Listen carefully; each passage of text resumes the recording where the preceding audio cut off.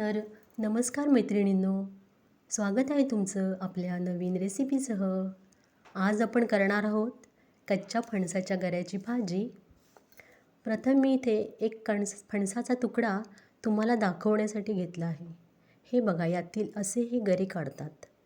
ही भाजी वेगवेगळ्या पद्धतीने केली जाते. कोकणात तर सर्रास केली जाते. तुम्हाला ही भाजी मी उपवासाला करून दाखवणार आहे. कारण फणस हे एक फळ आहे, हे तुम्हाला माहीतच असेल. आणि फणस हे एक सुपरफूडसुद्धा आहे, असे मी यूट्यूबवर एका व्हिडिओमध्ये बघितले होते. तुम्ही पण कमेंट करून सांगा की हे सुपरफूड आहे की नाही. आता इथे बघा, मी गरे घेतलेत आणि ते कसे सोलतात ते तुम्हाला दाखवत आहे व्हिडिओमधून. हे जे तुकडे करायचे गऱ्यांचे बारीक बारीक, आणि आतल्या बिया असतात त्या काढायच्या आणि त्यासुद्धा सोलून घ्यायच्यात आपण नंतर.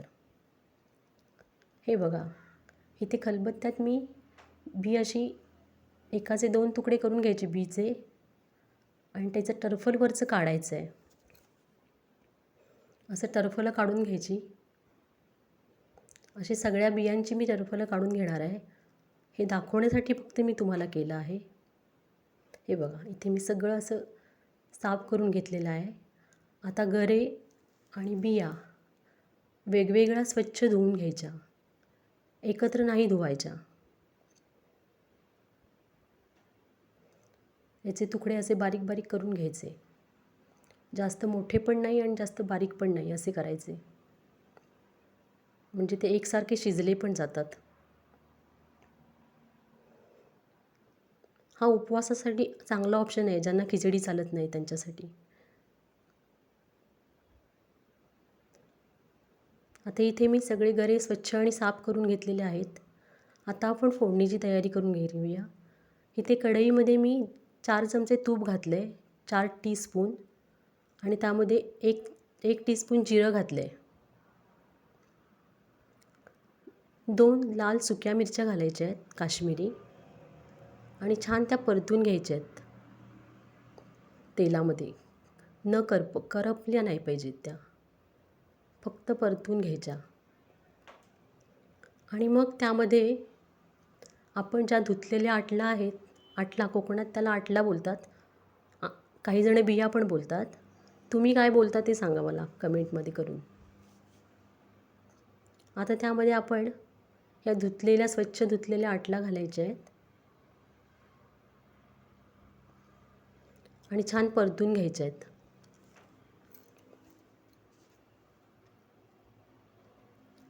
छान परतून घ्यायच्या अशा, आणि त्याला एक वाफ आणायची आहे.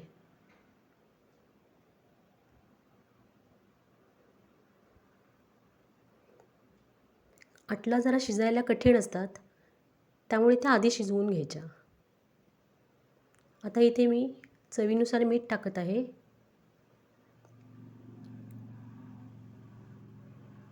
आणि काश्मीरी लाल तिखट हे मी 2 टीस्पून घातले आहे. तुमच्या आवडीप्रमाणे तुम्ही घालू शकता, किंवा ही भाजी हिरव्या मिरचीची सुद्धा करतात, पण मी आता इथे लाल मिरची पावडर घातली आहे. ही गरम मसाला न घातलेली आहे, नुसती लाल मिरची पावडर आहे. कारण उपवासाला गरम मसाला खात नाहीत आमच्याकडे. तुमच्याकडे खात असेल तुम्ही घालू शकता. आता इथे मी अर्धा वाटी गरम पाणी घातलं आहे आणि झाकण ठेवून छान शिजू देऊया. आता झाकण काढायचं आहे आणि आता आटला शिजल्यात का आपण बघूया. तर आटलं इथे छान शिजलेले आहेत. आता आपण त्यामध्ये धुतलेले गरे घालायचे. हे बघा, हे असे मी गरे छान तुकडे तुकडे केलेले आहेत त्याचे एकसारखे. आता हा मसाला छान, किती छान दिसतात ना ते गरे, मस्त. आता हा सगळा मसाला जो आहे तो पूर्ण भाजीला लागला पाहिजे, असं परतून घ्यायचं, ढवळून घ्यायचं.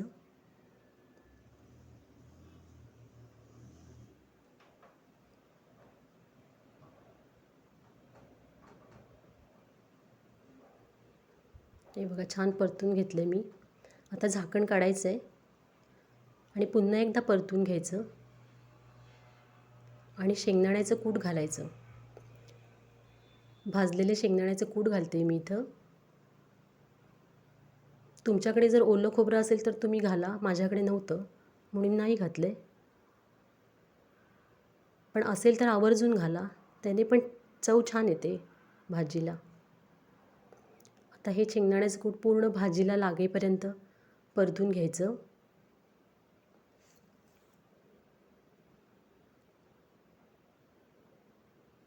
ही भाजी पोटभरीची होऊन जाते आणि भरपूर पण होते. फक्त सोलण्याचा जरा त्रास आहे या भाजीला. कष्ट केल्याशिवाय तर काय पर्यायच नाही, त्याच्याशिवाय भाजी चांगली होणारच नाही ना. छान परतून घ्यायचं आणि झाकण ठेवून द्यायचं. आता झाकण काढले मी याच्यावरचं. आपली भाजी तयार आहे. काय दिसते ना मस्त.